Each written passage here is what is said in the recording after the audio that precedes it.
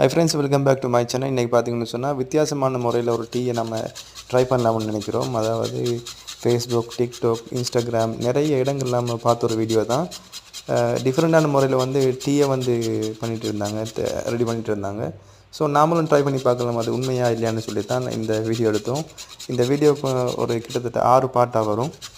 இதுதான் இந்த வீடியோட முதல் பாட்டு. நம்ம முதல்ல என்ன பண்ணோம்னு கேட்டால், ஒரு நான்ஸ்டில் ஒரு பாத்திரத்தை அடுப்பில் வச்சு போட்டு அதில் வந்து கருப்பட்டி வீட்டில் இருந்துச்சு. அந்த கருப்பட்டியை நல்லா போட்டு நம்ம துண்டு துண்டாக போட்டுட்டோம். சட்டியில் போட்டுட்டு ஸ்டவ்வை ஆன் பண்ணிட்டோம். உண்மையிலேயே இந்த டீ வந்து சூப்பராக வருமா இல்லையான்னு தெரியல.